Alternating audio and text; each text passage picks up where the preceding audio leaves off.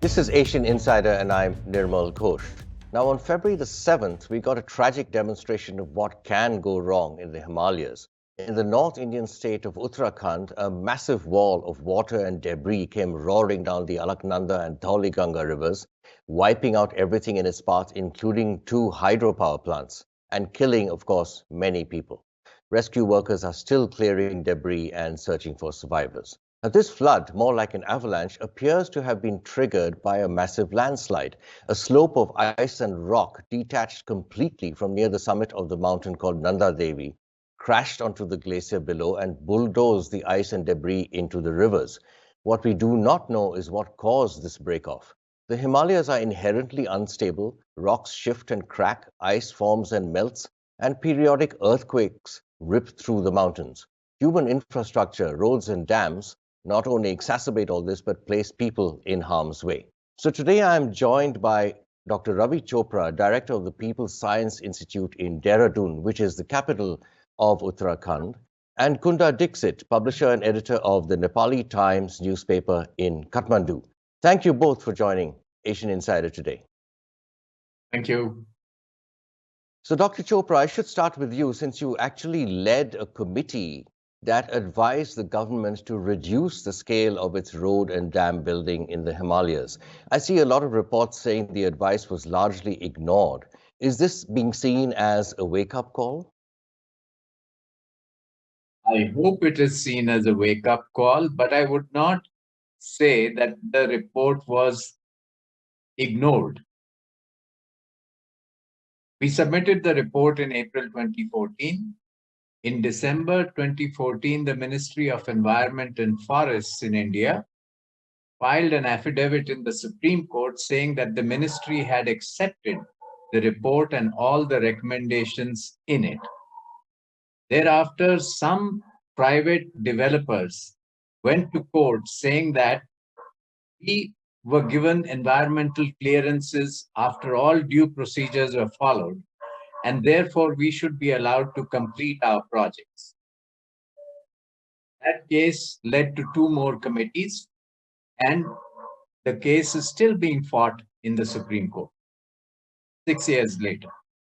Coming to you, Kunda, you have seen this kind of tragedy before in Nepal, and you've been writing on the Himalayas and on climate change for a very long time. What are your thoughts following this? What happened in Uttarakhand is almost identical to two disasters that took place in Nepal that we know of. One was in Pokhara in 2012, where just like Nanda Devi, a chunk of Annapurna 4 broke off from near the summit and plunged into the glacier below. And just through the friction and the heat that it generated, as well as the warmer air in the lower altitude, all this melted and it came down in this almost like a tidal wave into settlements below. It killed about 80 people, including 4 tourists. And then 2 years ago, there was a flash flood that blocked the Arun River in eastern Nepal. And people thought it was just a monsoon flood. But it turned out it was very similar again. A mountain on the border with China, again, had broken off. It fell down into a glacial lake below the mountain, which topped over and then brought it all down. So we don't know whether this is happening more frequently, but it does seem that there's lots of environmental factors. Climate change is definitely a factor because there are now there's now water where ice and snow used to be on glaciers. So this makes downstream areas more vulnerable, which means human settlements as well as infrastructure projects. I see. Dr. Chopra, it is estimated by some reports that Himalayan glaciers have been melting twice as fast in the last 20 years than they were in the 25 years previous, due to anthropogenic or human-induced climate change. I myself have covered this for the Straits Times. I've seen the photographic record of the shrinkage of the glacier at Gomok, for example, and I visited. It melts into the Bhagirathi River. Yet the state government and New Delhi are bent on building new highways. Of course, people do also want these highways. Now, what needs to be done to ensure safety as these high mountain ecosystems become even more unstable? Is there adequate safety in place? What is your advice following this? As you probably know, I am currently chairing another Supreme Court committee on this subject of road construction in the high Himalayas. Now, it's a very curious thing that the government does not want to follow the advice of its own experts. In 2012, the Ministry of Road Transport and Highways in India issued a notification saying that all national highways must have 10 meters wide blacktop surface for vehicles. But in 2018, the same ministry issued another notification saying that based on the experience of the last few years of constructing or widening roads in the Himalayas, we have revised that earlier notification, and they said that the road width should not be more than 5.5 meters blacktop. Now, our recommendation was, the committee was heavily split. It was split between government officials who are in the vast majority on one side and four of us on the other side. And we said that the second notification of 2018, being more specific to the Himalayan region, should be the one that should be followed. The Supreme Court heard the argument, they accepted the minority recommendation, and they issued an order saying that the road width should be reduced. But the state government and the union government have gone back to the Supreme Court saying that we need the wider road for defense purposes, because some of these roads lead up to the Indo-China border. Now, this is a very curious development, given that the notification of the ministry came in 2018, and till 2020, nobody had raised a voice against it.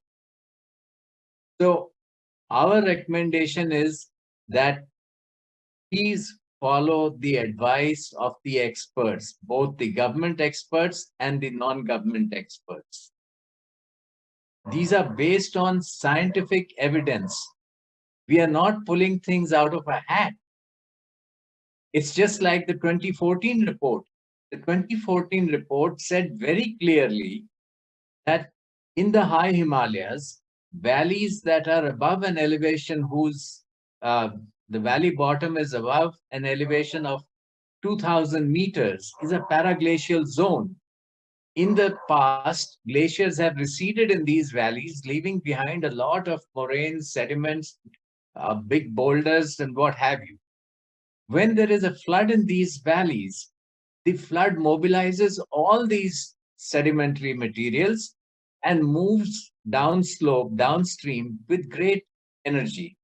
If it meets any barrier, it will smash that barrier, pick up more energy, and move further downstream. And it will continue to move downstream, wreaking havoc in the way until the bed slope begins to decrease. Now, that is a very broad recommendation, which is based on analysis of floods in that area. Okay, and the destruction that was caused in 2030. So these are not things that should be ignored. Do you think this could be a turning point? There's a lot of attention on this. It was a huge disaster. A lot of people have been killed. Two hydropower stations have been wiped out. Maybe they should not have been there in the first place. I don't know. Dr. Chopra, any opinion on that? Well, there were two hydropower stations that were wiped out in the 2013 flood. Several were damaged. There were more than 6,000 people who, according to government figures, had lost their lives. And the town of Srinagar was deluged not just in water, but several meters, approximately 30 feet high wall of sand sand had entered buildings, homes, and made people homeless. So that was enough of a warning or a wake-up call. Yeah, right. Kunda, your thoughts on that as well. What is your advice going forward to governments Well, and developers who have to balance all these forces? yeah, as Dr. Chopra said, I mean, these are fragile mountains to begin with, right? These are very young mountains. They're crumbling. There's a lot of erosion going on. There's been glacial retreat naturally after the last ice age. And on top of that, now you have anthropogenic climate change, which is making it even more vulnerable. And there's a lot of risk. But on top of that, now we have this rampant infrastructure construction, buildings, roads, highways, bridges, hydropower plants. In these mountains that you see behind me, there are rivers that start in Tibet, flow into Nepal, but inside Nepal, there's a cascade of hydropower plants. And if a disaster like this happened in Nepal, you wouldn't just have 2 hydropower plants being washed out. You'd have, like 6 or 7. And this, could happen any day. So we have actually made things much worse and much more vulnerable with our rampant infrastructure building. And it's not just infrastructure along the roads, along the rivers, but what in Nepal we call bulldozer terrorism, which means bulldozers just going across the mountains, building roads haphazardly, poorly engineered, creating landslides, and then making it much more risky for the slopes to come down into the river and blocking it and creating flood disasters downstream. So we have layers upon layers of risk which have now added up to something that could be catastrophic in future. I see. Dr. Chopra, back to you for the last question. Actually, I was sort of picking up on Kunda's, the Nepali phrase, bulldozer terrorism. Are we seeing the similar kind of thing in Uttarakhand? Exactly. And will we see more? And we have detailed this in our report of July 2020 to the Supreme Court. We have pointed out how on one of the national highways, in a stretch of about 160 kilometers, we found 102 landslide-prone sites. And on 72 of them, landslide had already taken place during the construction phase. After January 2020, there has been a major landslide almost every week until October. And after October, the incidence of landslides has decreased a little bit. Dr. Ravi Chopra in Dehradun and Kunda Dixit in Kathmandu, thank you. That was a fascinating conversation. We could carry on, but and hopefully there will not be any further disasters for us to witness to bring us back together, on this topic. Thanks a lot for your time today. So the Himalayas are a geologically young mountain range, seismically active, an inherently unstable environment where risks are only going to get greater as governments and people balance the need for development with additional factors like global warming. For Asian Insider, I'm Nirmal Ghosh.